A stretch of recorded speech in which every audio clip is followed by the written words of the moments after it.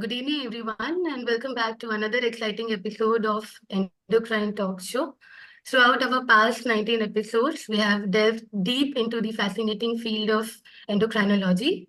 Today, we'll be shifting our focus to diabetes management, specifically the multifaceted aspects of sulfonylurea. So, without further delay, please join me in welcoming our esteemed course director, whose wealth of expertise and insights will enrich our experience and discussion today. So please join me in welcoming, I'm so sorry.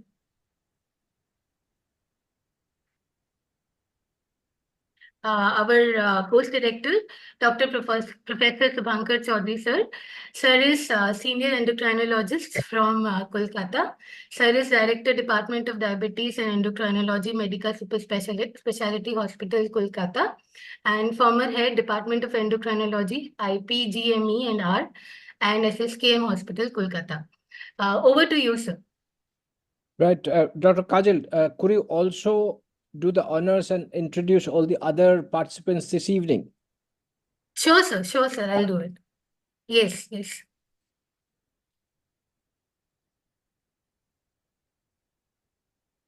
So please let's welcome other panelists as well.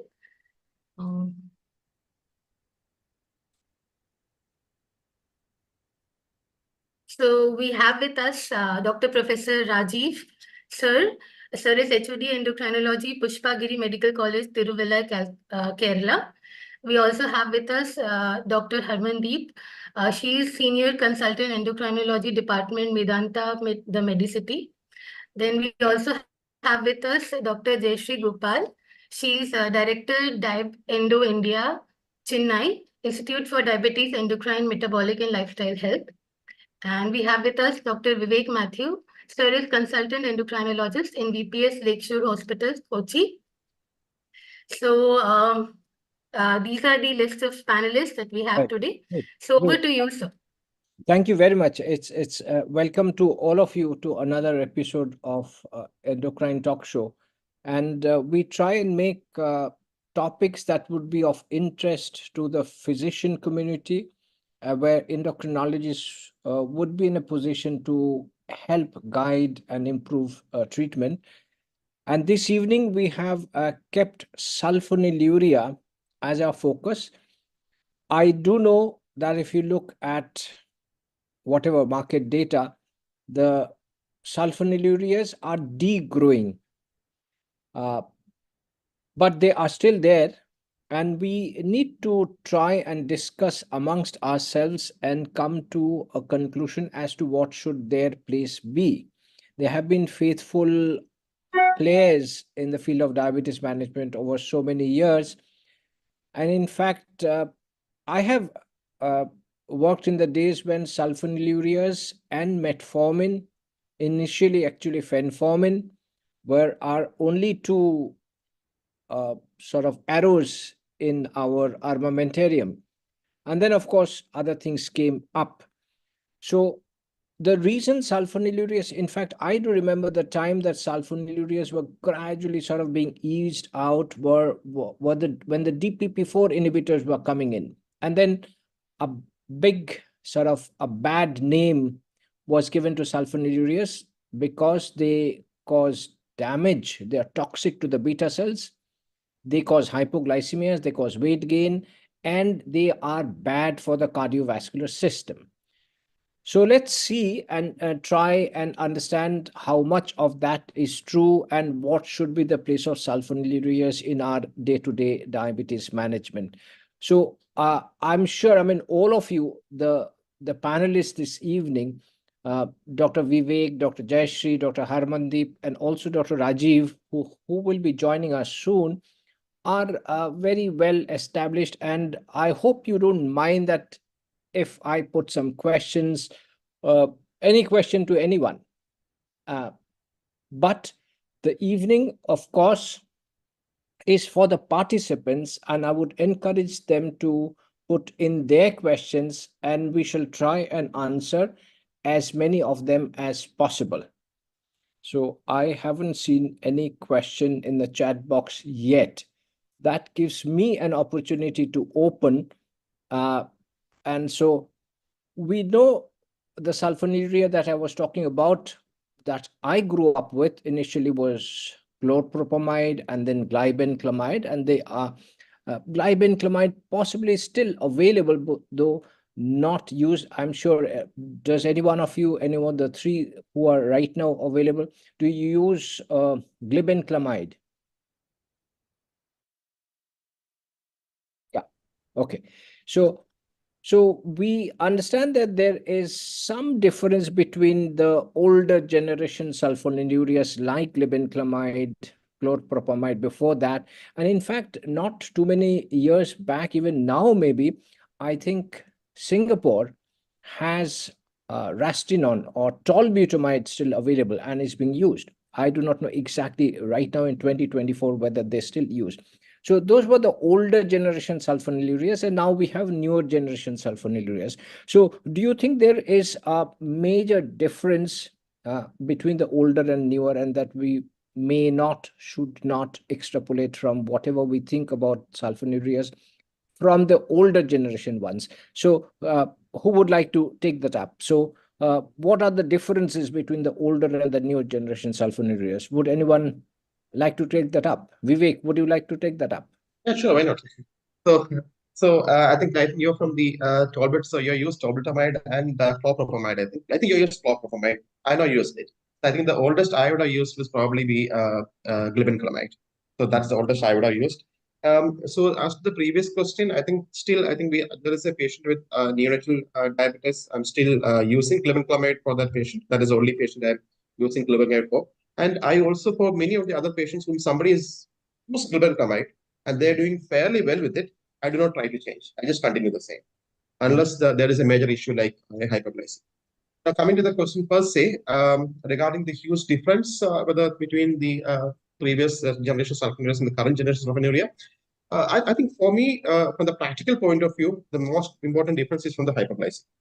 So if I have seen a patient with diurnal induced, I mean glibenclamide induced hyperglycemia, my worry is this hyperglycemia, especially if this patient has a renal failure or something, it's going to be go on and on and on for quite a few days. It's quite strong to produce hyperglycemia. With the newer generation of sulfonylureas, maybe glycoside as well as glimepiride, that is less of a problem, but that is definitely there. Is definitely still there.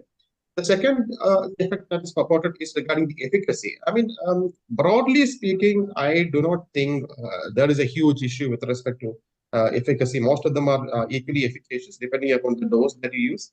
Regarding the cardiovascular safety, well, I think the glibenclamide has probably got a bad name because of the, I think, UDGP trial and the other issues that happened during that time. I think glimepiride was used in the UDGP trial.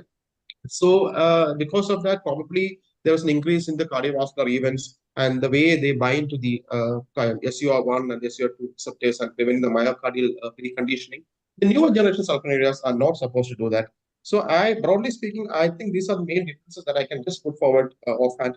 But I'd be interesting to know that the views of the other panelists. Right, but Vivek, what you said was the only patient that you are using glibenclamide on is someone with neonatal diabetes. My And own prescription. yeah. New So prescription. what I'm saying is, so that would be the most vulnerable population. So if you feel that you are safe to use in a neonatal subject, why not use in a 45 or 50 subject? You can use. But I would say the issue there is probably because as people grow older, other comorbidities, the cardiovascular issues as well as the renal failure also do set in, especially being the long-term complications of diabetes. In those particular group of patients, probably I would say glibenclamide is a little more dangerous. So compared to somebody who is really young and you do not have that issues. So here I'm really worried about the hyperglycemia and other important factors. And also in the neonates, I think the reason why we are using glibenclamide is because most of the studies are actually with glibenclamide. Yeah. So you can use, maybe you can use glibenclamide also, just because the studies are there, we are just using. Right. Yeah. So I think a major concern still that Vivek has is to do with hypoglycemia, which is real. It does happen where if we use the other agents, let's say SGLT2 inhibitors, DPP4 inhibitors, even metformin, glitazones, I mean, hypoglycemia would really be exceptional. We have seen some patients even on these other agents to complain of hypoglycemia symptoms and sometimes even documented hypoglycemia. But so hypoglycemia is a major concern with sulfonylurea. So can we ask Dr. Jayashree that how big is that uh, problem, especially with the newer generation sulfonylureas? Thank you. Good evening to everyone. I think, I mean, if you look at the carefully conducted studies, I think the incidence of hypoglycemia that is picked up is somewhere in the order of 5 to 8% still. So that is quite a high number. I think it varies a little bit depending upon the type of the sulfonylurea that is used. I think we all have our favorite sulfonylurea. Some people like gliclazide and they continue to use that. And particularly, I think the modified release version of gliclazide is particularly helpful to reduce hypos. Some people swear by glimepiride and they like it and they continue to use it. So it's sort of a bit of a comfort factor. I think hypoglycemia is a definite risk.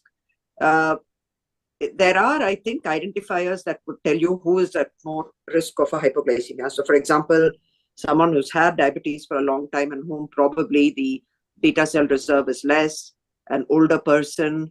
So I think over the years, we do pick up the situations where we know someone whose sugars are sort of coming back towards the, if I see someone with a fasting sugar of 120 and a postprandial of 160, then I start thinking, should I reduce? I already start, particularly in an elderly person, I start thinking about reducing the sulfonylurea dosage. So you can certainly identify the sort of the risk factors a lot of the times. I don't think we are 100% perfect, but we can identify the risk factors for a hypo and try and minimize that by adjusting the dosage of the hypoglycemia. And the reason I'm mentioning that we do all this, why do we just not abandon, though we say it is a real, it's because I would say still about 50 to 60% of the people we have cannot be managed unless we put them on sulfonylureas. So at the best of times, the SGLT2 and the DPP4, yes, they are safe.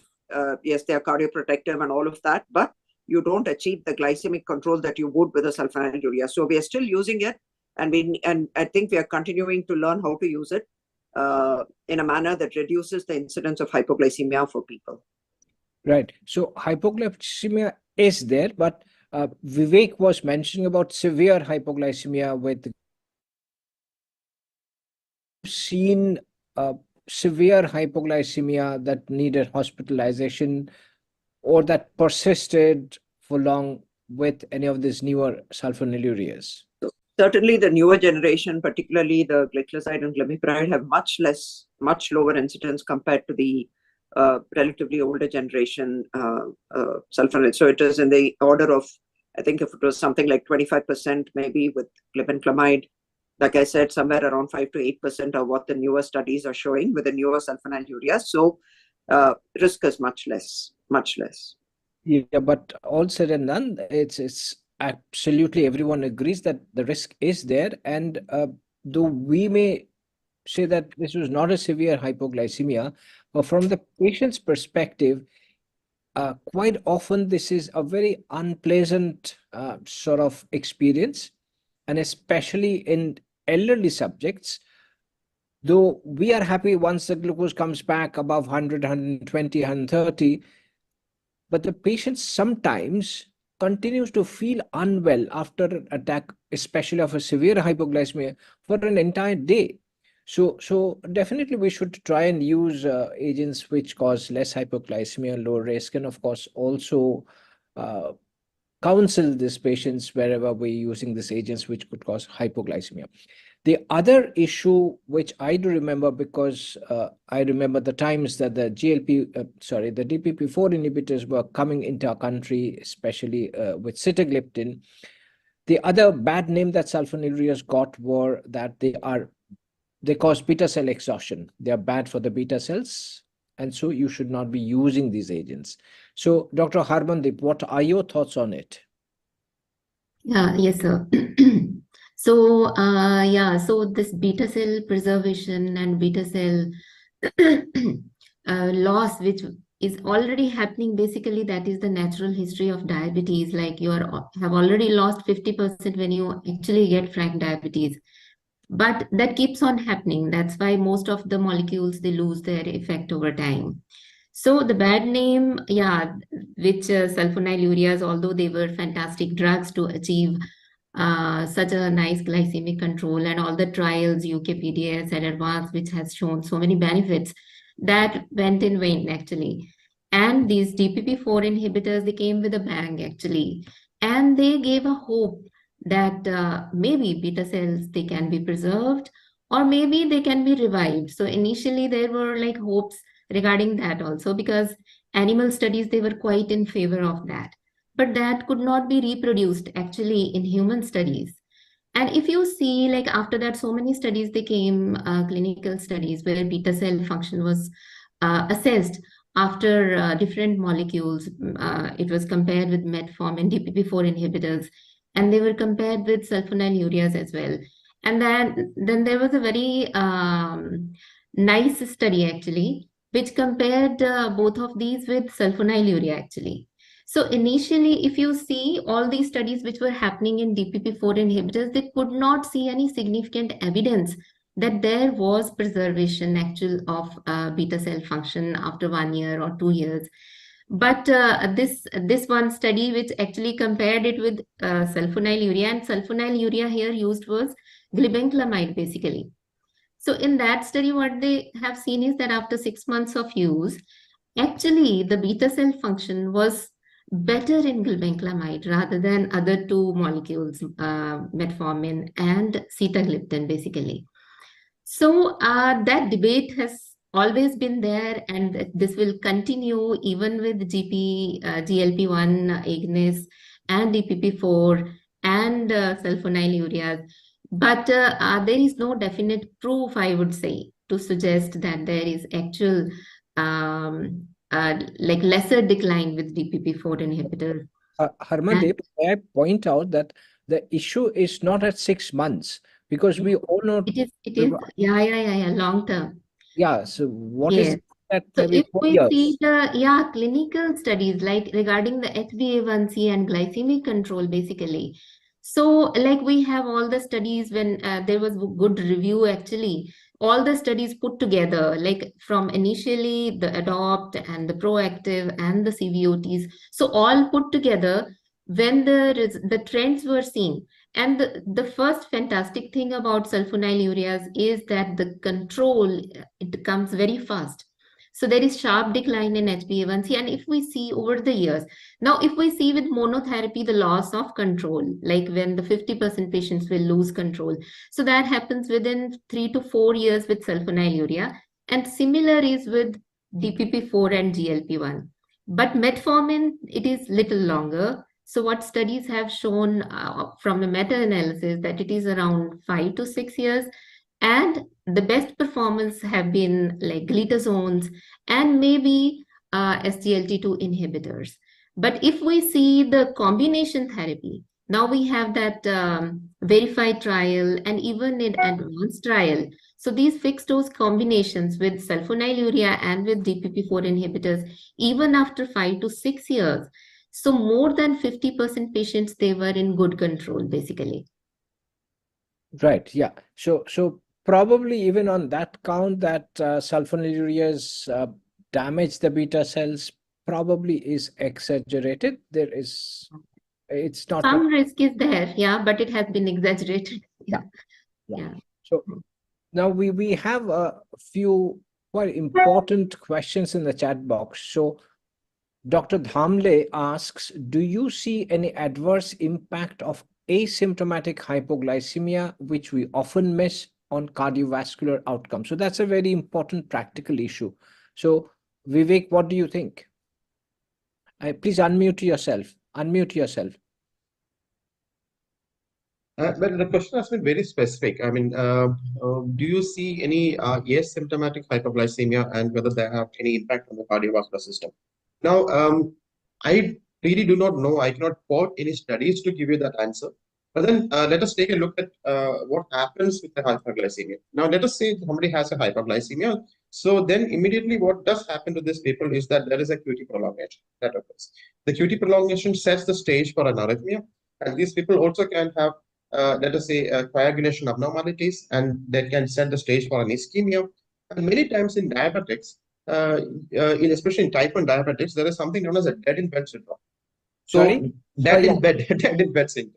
So nobody has seen or detected hypoglycemia. In the morning, you find this patient to be dead, right? So I mean that I'm just going to the one extreme and then going to come back. So for all practical purposes, you can say the hypoglycemia has been asymptomatic. What event has precipitated this to push this patient into, let us say, death or mortality is unknown, but probably let us say an arrhythmia.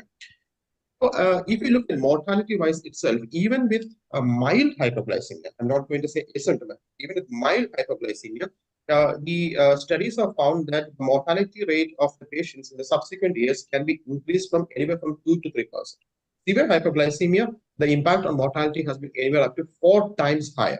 So I would say, with respect to the cardiovascular issue itself, yes, even asymptomatic hypoglycemias, if it is significant enough, it can produce a role. Second issue, what I would say is somebody who's experienced repeated episodes of hypoglycemia. He has experienced hypoglycemia again and again and again. So this patient is going to develop something known as a hypoglycemia unawareness. So you're not going to see or experience a hypoglycemia in these patients, but you can see the blood sugar to be around 40 or 50 because they are desensitized to the effects of hypoglycemia. So this can also trigger seizures, death, cardiovascular mortality, etc. So I know I have not given you a straightforward answer. I've gone roundabout and touched my nose. I hope that satisfies you.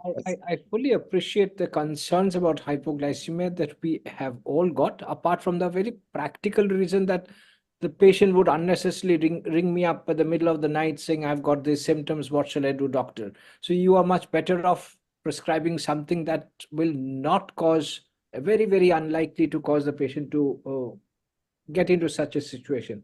But can I be the devil's advocate and say that we have the Carolina study? And what did it compare? If I've got it correct, glimepiride and linagliptin. So linagliptin didn't have hypoglycemia.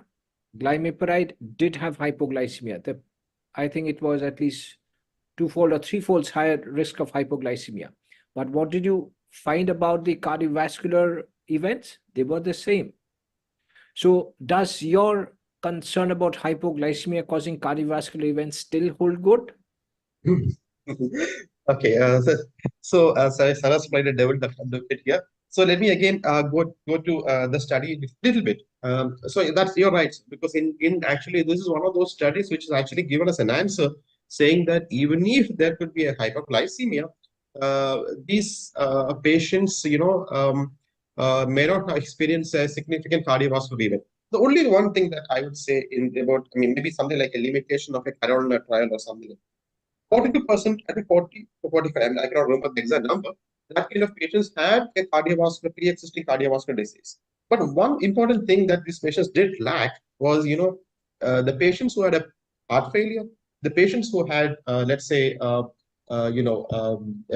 severe renal failure, and those patients who had a previous cardiovascular, even in the recent times, maybe in the last 6 months, these group of patients were not in the. So while we do say it may not create an impact, the fact that these people are not represented could be a problem while we interpret the results. I know it's not a perfect answer. Again, I put a counterpoint to your notes advocate. Right. Okay. So we welcome Dr. Rajiv Philip. Thank you, Rajiv. So straight away we put a question before you put by Dr. Naveen, one of our participants audience. So what maximum dose of glimepiride do you currently prefer in patients with T2DM? Please unmute yourself. You're muted.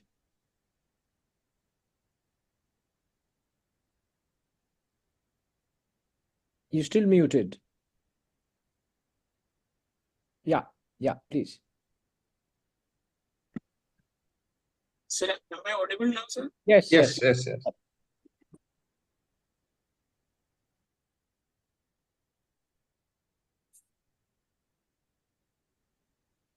Yeah, so what's the maximum dose of glimepiride that you use? Yes. So generally, in any patient with diabetes, I generally try to restrict the total dose of sulfonylurea to something like half of the maximal recommended dose. Generally, we all know that 80% of efficacy comes in 50% of dosage, and by increasing dose of glimepiride to more than the 50% of dose, we are not going to achieve much extra glycemic control. So generally the maximal dose of recommended dose of sulfonylurea is around 8 milligrams. So in a practice, I try to restrict the dose of sulfonylurea to of glimepiride to around 4 milligrams per day, maximum 6 milligrams. If I go above 4 milligrams, I try to divide it and give it in 2 divided doses. Otherwise, generally as a general statement, it would be 4 milligrams per day. So what about the other panelists? Is that 4 milligram is your normally the maximum dose that you use? Please unmute. Vivek, you're speaking. So I think I will give chance for the others to speak because I've been speaking for some time. But yes, I will quickly say yes, four. I think four has the biggest number. Maybe more than four I seldom use, but we see patients who are even who are on 8 mg because people have pushed sulfonylureas to the maximum that is possible. But more than four, I may not use it. Right. So is it similar for the others, Armandeep and Jayashree? So we all know basically this fact that 4 milligram is a good dose, and above that we will not achieve any benefit. But you also know about our issues, like patients, they are not like willing to start the next line of therapy, which is generally insulin after sulfonylurea. And sometimes you have to go beyond that just to give some time to patient to get to that level, like this is the time he should shift to the next line of therapy. So you have to make it 6 milligrams, but we all know after 6 there is no chance of betterment of glycemic control. Yes. Right, and Jayashree, similar, I suppose. 3 or Very 4. similar. Nothing to add. Yeah. So we come back to Rajiv. So we already talked about hypoglycemia as a concern for sulfonylureas, beta cell exhaustion as a concern. The other issue is weight gain with sulfonylureas. And we are treating type 2 diabetes, and many or most of them are overweight or obese. So would that be a factor which will limit the use of sulfonylurea in someone with diabetes? Rajiv.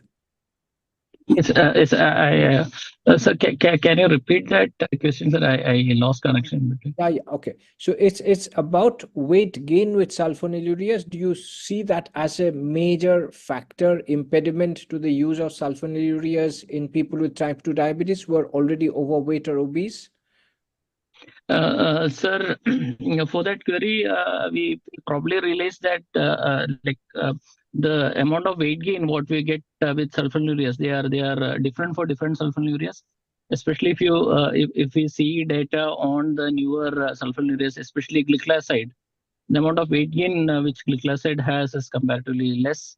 It's more with earlier agents, and if sulfonylureas are used and it's used in combination with say metformin, the amount of weight gain what is being there is comparatively less. Even when you compare insulin and sulfonylurea, and when you can decrease dose of insulin, the amount of weight gain becomes significant, becomes slightly less. So anyway, patient is on weight on patient would be on drugs which are going to decrease weight or probably prevent weight gain. So adding sulfonylureas in that scenario may not be as far as weight gain part is concerned, may not be a big issue as such.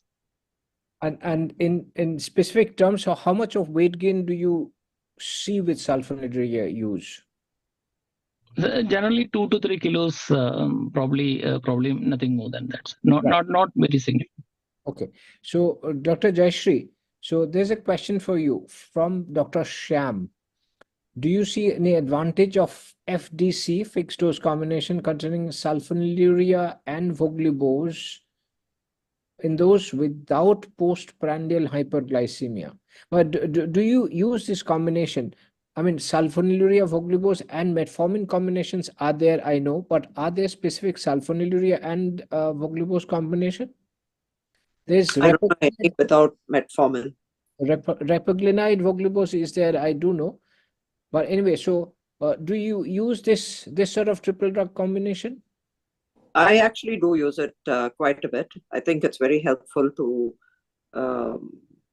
basically to increase compliance and make it easier for people to take the tablets. I think it's just easier for that. Obviously, the problem comes when we are trying to either upscale or downscale, and you want to sort of adjust the dosage of one of the components. That's where we land up with problems. But I do use it, and I think it's helpful. And studies have also been done with this type of a triple FTC, showing that they are effective. Right. So we go to Dr. Harmandeep, and this may be slightly tricky or may not be so.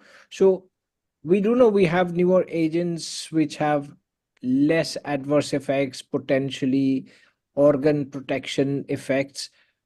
But still, do you see some patients who would do better with sulfonylureas? So where would you selectively use sulfonylureas over the other agents, let's say specifically DPP4 and the SGLT2 inhibitors in your clinical practice?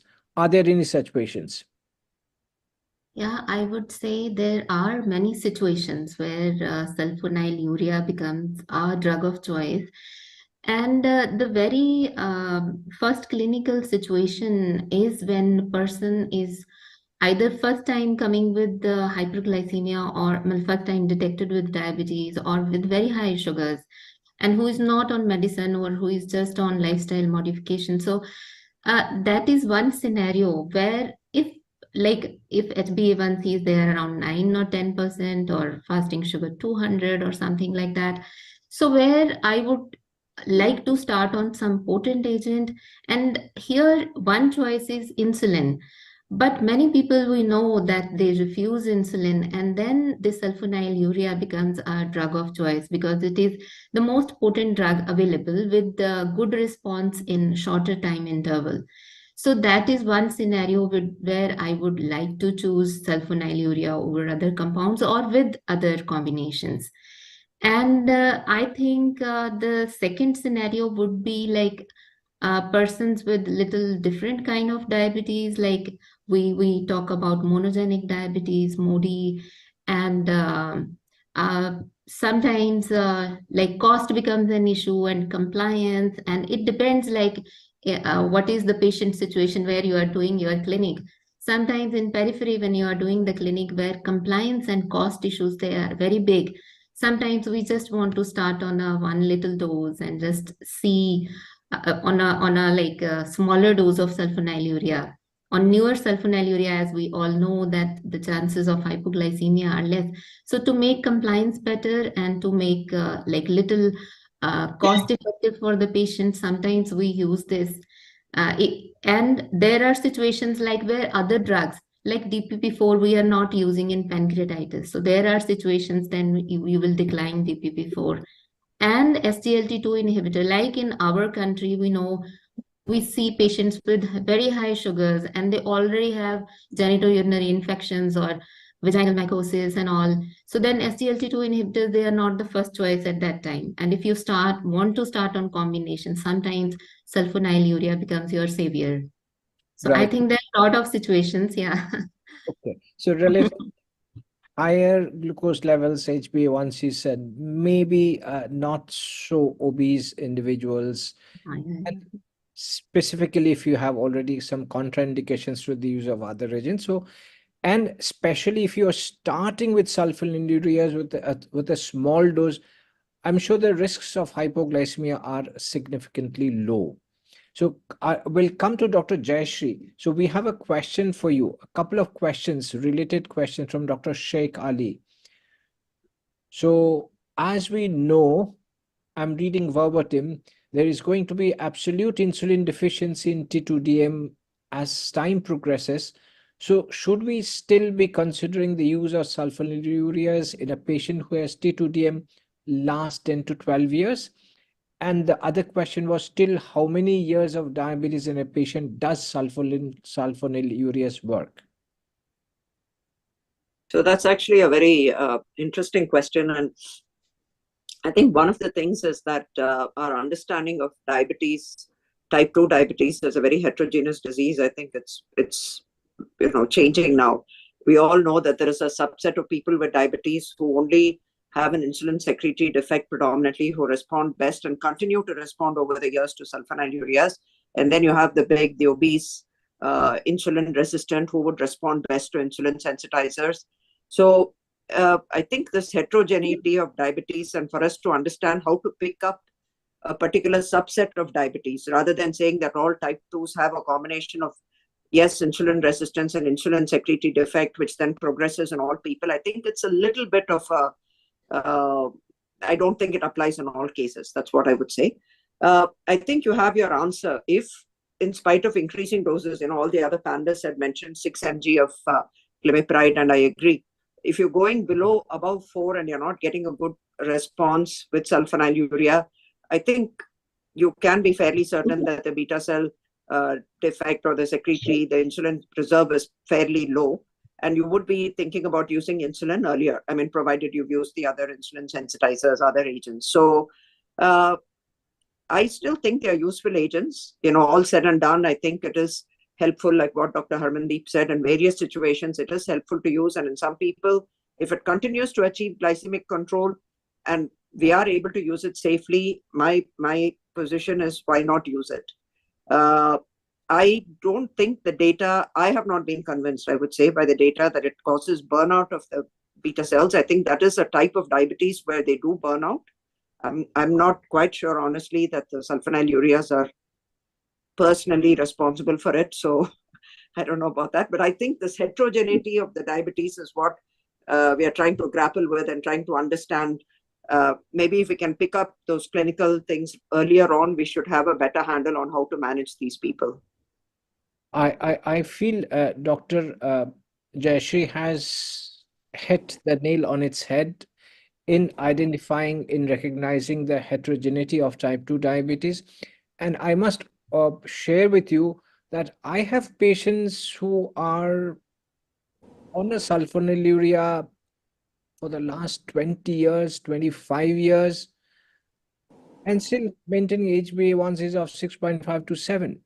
So definitely, if we get a good effect, why deprive after the patient has been on it for so long without any apparent adverse effect? And so we still possibly do not know. We cannot generalize that after 10 years, after 5 years, everyone will require insulin. Right. So till how many years, I don't think we can give a clear answer. It has to be found out on an individual case basis.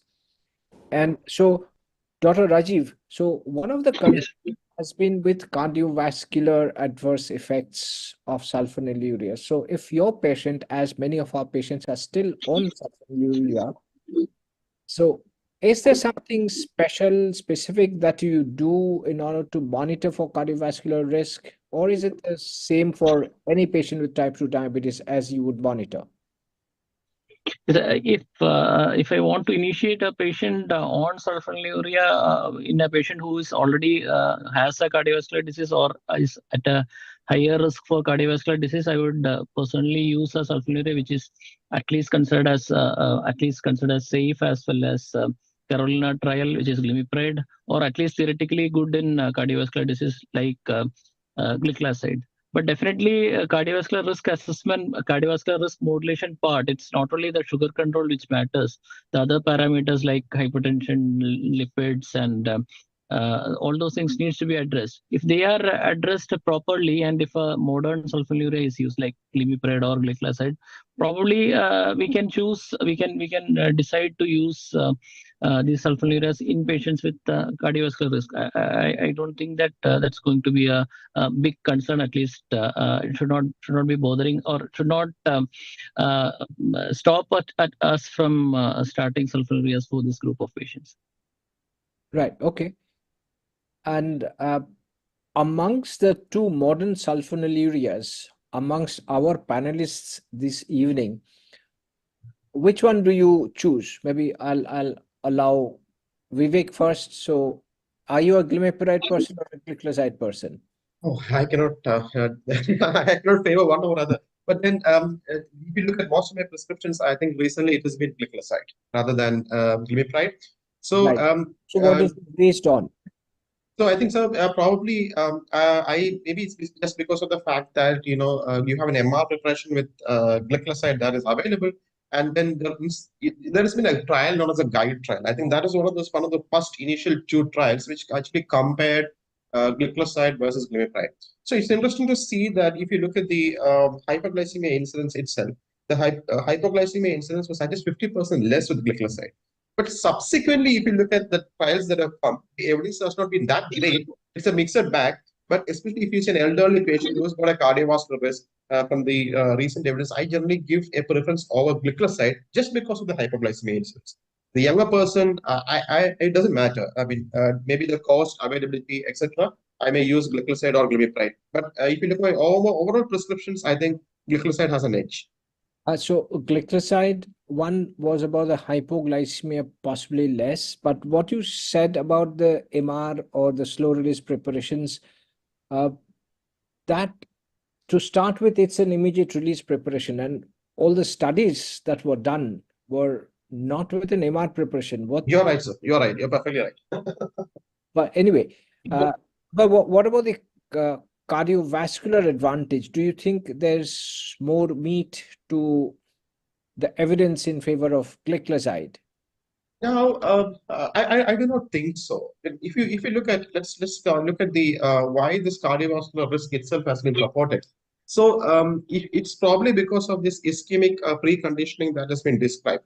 So the reason for that is that in the heart itself, when you look at the mitochondrial ATP receptors, you have the sarcolemmal as well as the mitochondrial ATP receptors. And when you older generation sulfonylureas, you actually have them binding to both the sarcolemmal as well as the mitochondrial ATP. But the newer generation sulfonylureas, they do not really bind to the mitochondria. It is the same for glycoside as well as glyceride. So from the point of view of mechanism of action, it shouldn't make any difference. Now let us look at the trials itself. The glycoside has actually been used in the Accord trial. And I think glycoside was used. And there was no difference.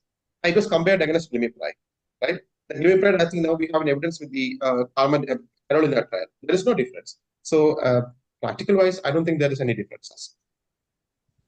Right. So glycoside or glimepiride either could be useful agents, but we have a strong sort of observation from Dr. Singh.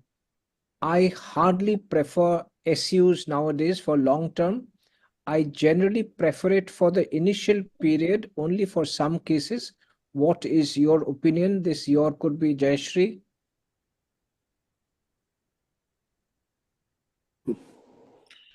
I totally agree. I mean, when people present with a HbA1c of over 10 with no significant cachectic osmotic symptoms, I think it is reasonable to consider use of sulfonylureas, at least for what I generally do is have them repeat the sugars in a week's time. Now, I think definitely once they achieve the glycemic control, so I tell them straight up, I tell them, look, I'm going to give you this. I hope it will help reduce your sugars. But once your HbA1c comes to a reasonable level, we do have to give you other agents which are shown to be more protective and more beneficial for the heart. So it is at that point that sort of like a branching off occurs, I would say. There are some people in whom we put them on the DPP-4 or you put them on the SGLT2 inhibitors because you have to put it for this cardio protection and they just don't respond. The sugars just go back up. Then in that situation, you're back to using, some sort of a minimal dose of the sulfonylurea because ultimately glycemic control is important. You can't let that go. But I think definitely because we are adding other agents for cardio protection, for renal protection, we are very consciously trying to reduce the dosage of the molecule, which is potentially going to cause hypoglycemia. And definitely the dosage and the usage will come down because we are using these other agents. But yes, at initial stages, I use it. Whether I continue using it, I think again it comes back to what we were discussing, the heterogeneity. There is a group of people who will only respond to that. And at the end of the day, the glycemic control is important. We do have to keep them on it if they're not going to respond to any of the other agents. Right, yeah. And so maybe we will be sort of trying to wind up gradually. So we have been using sulfonylurea since long, but a lot of change has come over our utilization of this class of drugs, and that's been shaped partly also by the different recommendations and guidelines which have put the other agents ahead of sulfonylureas. So what would be maybe one by one you could express your place of use of sulfonylureas? How has it changed? Anyone, maybe start with Philip, Rajiv. I use sulfonylureas. I use sulfonylureas a lot, especially in scenarios with when a patient presents with very high sugars, like say HbA1c of 11, cachexic. I start with sulfonylureas all the time, and definitely yes, there is a category of patients who respond only to sulfonylureas. Sorry, In those Rajiv. patients, Sorry, Rajiv. So for our participants, so shall we tell them that for HbA1c 11 cachexic, we should start on sulfonylureas? I mean, that's one question. Yes. If a patient has a very high blood sugars, if significantly cachexic, if patient is not willing for insulin to begin with, that's one scenario where I would definitely try to use sulfonylureas. Yeah. Otherwise, generally we try with I generally try with all the as per ADA guidelines. You start with metformin, then go for SGLT2 inhibitor or DP4 inhibitor, and after that, after a third or fourth choice, probably then sulfonylurea comes, and I try to use it at a minimal dose possible. But still, I do use sulfonylureas, and probably there is no way. It would be very, very difficult to actually discard sulfonylureas from our practice. Right. So, Jayashree? Yeah, same here. I use it in the initial stages, but in people without cachexic symptoms. I don't use it in someone who's cachexic, and that would not be my advice. So I say, look, this is my advice for you to take insulin, and if you choose not to take it, but anyway. But I put them on a sulfonylurea maybe in the initial phases, and then make the reassessment when I need to add the cardioprotective agent, whether to continue or to stop. And if they're continue to respond to the non-sulfonylurea, that's well and good. If not, I have to put that back on. Okay. Harmandeep? Yeah, yes, sir. So the approach is almost the similar. Like when we are discussing about the place of sulfonylureas in our current practice, so definitely, of course, we want it to be like holistic approach, patient-centric approach. So all those things, they do matter. So if we are getting patient early, like normal diabetic patient, not very cachexic or osmotic symptoms and all, when we have to choose the therapy. So after metformin, generally we see the cardiovascular risk factors and the renal benefits which come into play. So then, but Indian scenario, if we see, so if we are thinking of cardioprotection, so if we think of GLP-1 agonist, even when there is weight issue and all, the acceptance is very less in our population and the cost does matter.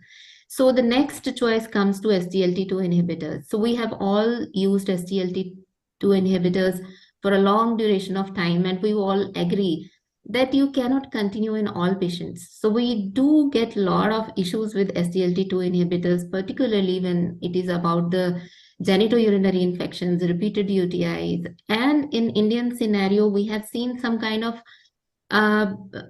problem with the patients, like they come with odd weaknesses, dizziness, and that thinning of limbs and all the time they're complaining of.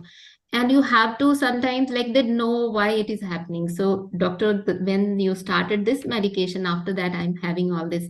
And there are studies also now to say like that weakness is actually there. So there was one study in last year only, which proved that after starting SGLT2 inhibitor, patients' physical activity actually decreased. So there was like proper quantified study. So sometimes, so that is also a factor. Although SGLT2 inhibitors now we don't have any cost issues, but sometimes in some patients it is difficult to continue.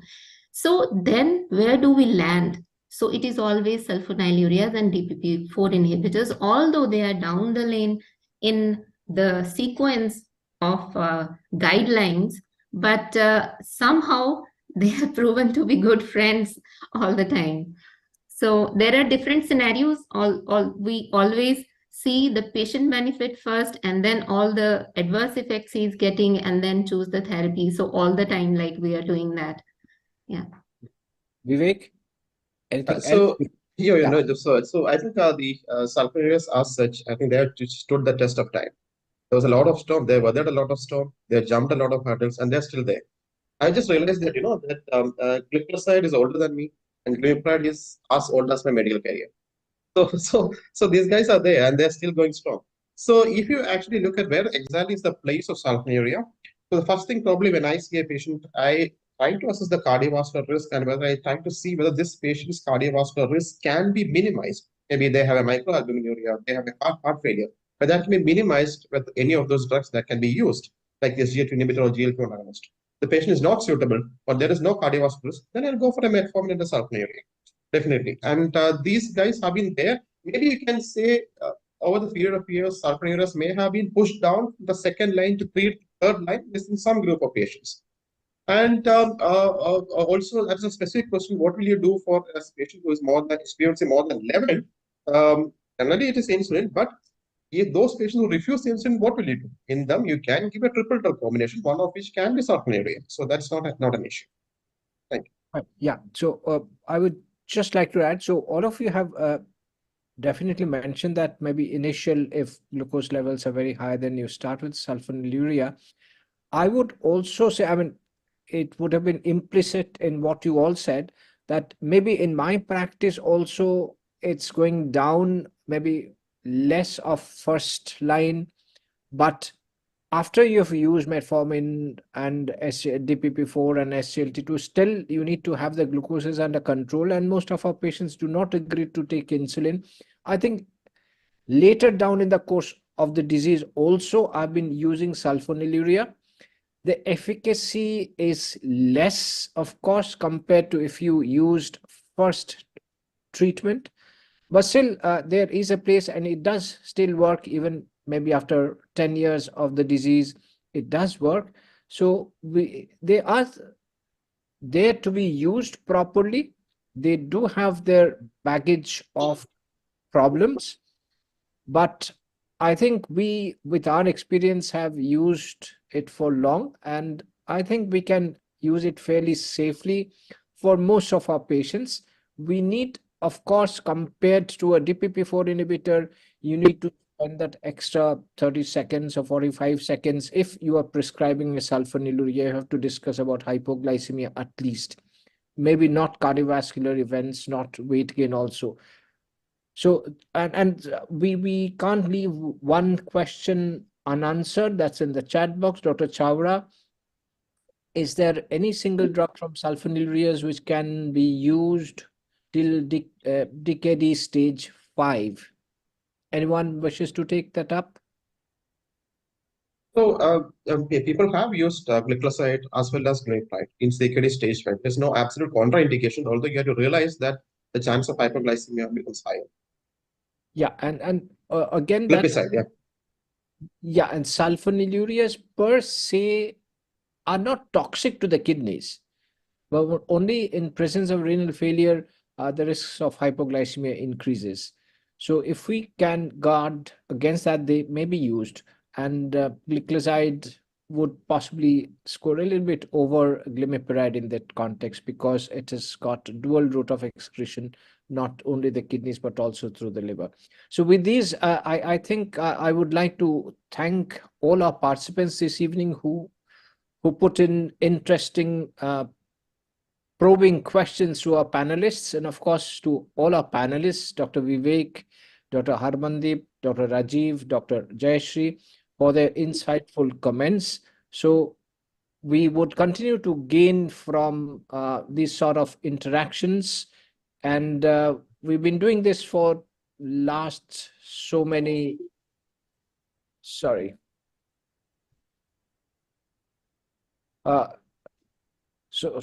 for so many months, and there's been a very good response as well. So we would like also to thank Intas for their support for this platform over the years.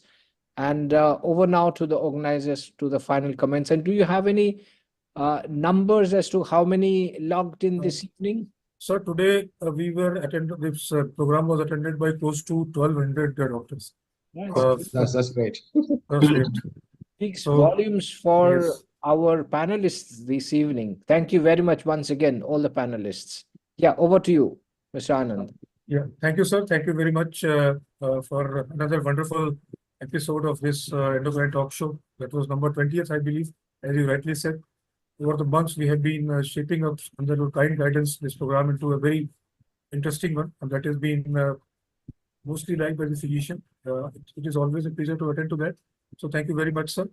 I would also like to thank all the panelists today for tonight, Dr. Harmandeep, Dr. Jayashree Gopal ma'am, Dr. Vivek, and Dr. Rajiv for having found time to attend this program. No doubt, as you all pointed out, there are certain subset of patients where sulfonylureas will still find a place in the treatment. So that is the key message that you all have gave. And the 1,240 physicians that have attended the program from all across the country would have got the messages, and they must have had their time well spent in attending the program. So thank you very much, all of you. I would also like to thank our tech support team, which worked tirelessly since morning for enabling and giving us this wonderful virtual platform, and also our field team who, by their diligent follow-up, could get the gathering of 1,200 doctors on board. So thank you very much from Intas offices. Thank you very much. Good night, and get a great weekend to all of you. Thank you, sir. Pleasant weekend. Pleasant Thank weekend to you all so of you. much. Thank you. Good Thank night. you. Thank you. Good night, sir. Thank you. Good night, Good night. Rajiv. Thank you. Good night. Thank you. Good night. Thank you, sir. Thank you.